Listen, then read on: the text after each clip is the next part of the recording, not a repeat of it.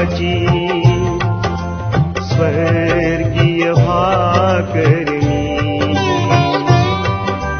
मी भाकर जीवनाची स्वर्गीय भाकरणी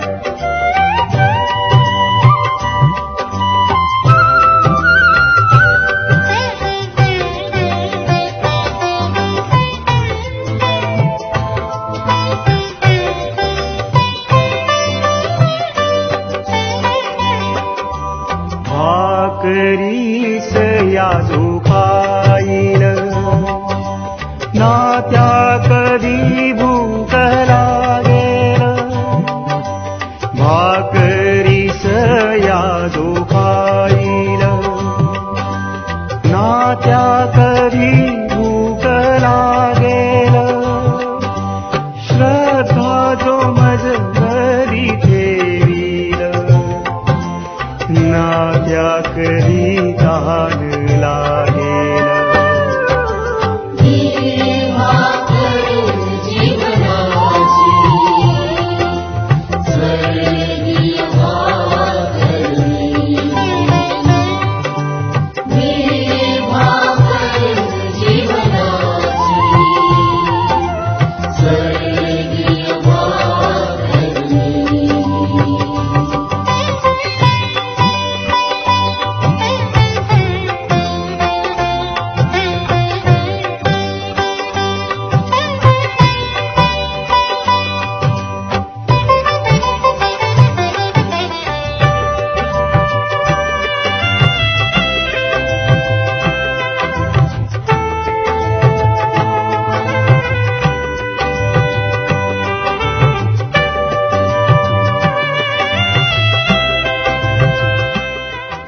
आजच्या मननाकरिता देवाचे वचन मत्तेकृत शुभवर्तमान अध्याय 17, 20 आणि 21 ही वचने.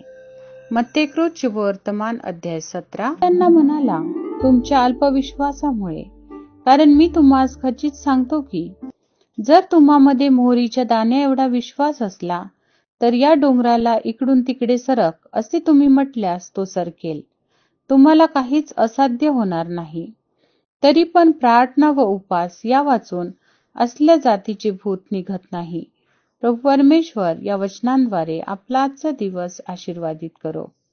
श्रोत्यांनो, प्रभू येशू ख्रिस्ताच्या मधुर नावात सलाम. आज प्रभूचे वचन आपण बघितले आहे मत्तेकृत शुभवर्तमान याचा 17वा अध्याय वचन 20 आणि 21 या वचनांमध्ये आज आम्ही महत्वाची गोष्ट पाहिलाय की एक दृष्टांत प्रभू दिला आहे जे शिष्यांच्या अल्पविश्वासाला घालवण्यासाठी, त्याला एक शिकवण देण्यासाठी एक उदाहरण म्हणून प्रभूने दिलेलं आहे.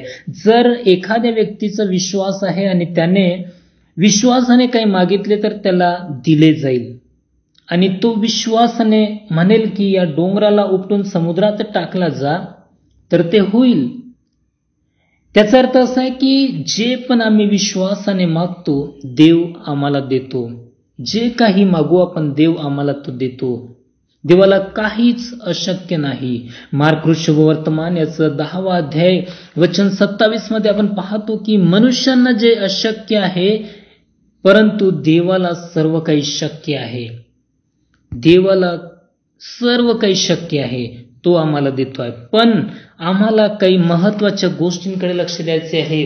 देव आम्हाला काही कंडिशन्स दिलेले आहे की आम्ही त्या प्रकारे आम्ही मागितले पाहिजे. पहिली गोष्ट म्हणजे आपण पाहतो की आम्हाला विश्वासाने प्रार्थना करायची आहे. बिना विश्वासाने प्रार्थना करून आम्ही काहीच प्राप्त करू शकत नाही.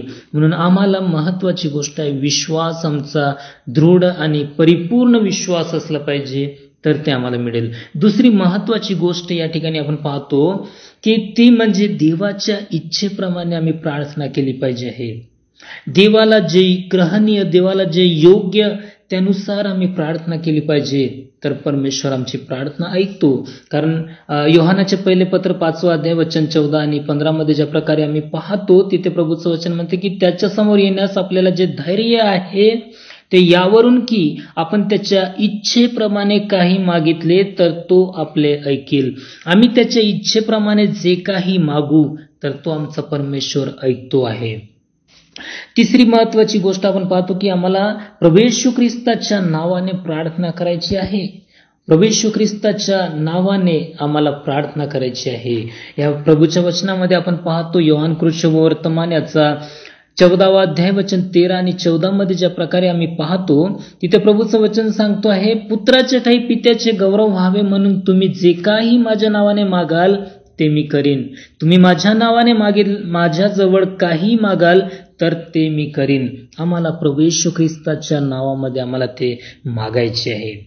त्यानंतर आपण चौथी गोष्ट आपण पाहतो, आम्हाला त्याच्यात बनून राहायचे आहे. त्याचे वचन आमच्यामध्ये राहू द्यायचे आहे. जसं योहान 15:7 मध्ये प्रभूचं वचन आम्ही पाहतो की जर आम्ही त्याच्यामध्ये राहू तर तो आम्हाला प्रभूचं वचन सांगते, माझ्यामध्ये राहिला व माझी वचने तुम्हामध्ये राहिली तर जे काही तुम्हाला पाहिजे आहे ते मागा, ते तुम्हाला प्राप्त होईल. प्रभूचं वचन सांगते आहे आम्हाला त्याच्यात बनवून राहायचंय. पाचवी गोष्ट आपण पाहतो की आमच्या मनात कोणाबद्दल काही असेल तर पहिले ते आम्ही एक दुसऱ्यांना क्षमा केली पाहिजे आहे. स्तोत्र 66:18 मध्ये प्रभूचं वचन सांगते, माझ्या मनात दुष्कर्माचा विचार असता तर तू प्रभू माझे न ऐकता. आमच्या मनामध्ये जर कोणाप्रती जर काही विचार असतील ते आम्हाला काढून टाकायचे आहेत. आम्हाला पश्चाताप करायचा आहे, म्हणजे देव आम्हाला क्षमा करीतो आणि आमची प्रार्थना ऐकतो. हे आपण प्रार्थना करू. जिवंत देवा, आम्ही धन्यवाद देतो या वेळेसाठी. प्रभू आम्ही प्रार्थना करीतो देवाप्पा, आमच्यामधील जे अल्पविश्वास आहे ते अल्पविश्वास प्रभू घालवणारा तू आमचा परमेश्वर आहेस. आमच्या विश्वासाला मजबूत करणारा तू परमेश्वर आहेस. आम्ही विश्वासाने तुझ्याजवळ मागावे आणि ते आम्ही प्राप्त करावे अशी दया आणि कृपा प्रभू तू आम्हावर कर. प्रभू धन्यवाद देतो आणि ही विनंती तारणाऱ्या प्रभू येशू ख्रिस्ताच्या नावात मागतो, स्वीकार कर. आमेन. वसतो मी त्या हृदयी पावन त्या करुणी स्वर्गीय सुख देई.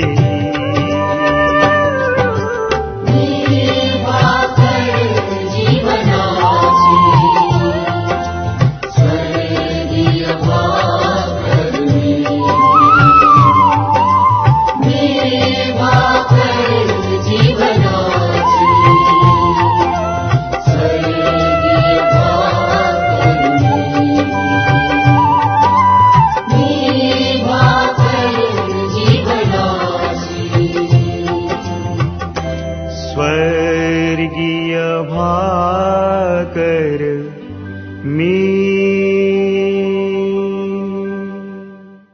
मागा म्हणजे तुम्हास दिले जाईल, शोधा म्हणजे तुम्हास सापडेल, ठोका म्हणजे तुमच्यासाठी उघडले जाईल. आमचा टोल फ्री नंबर 1-800-2700-333.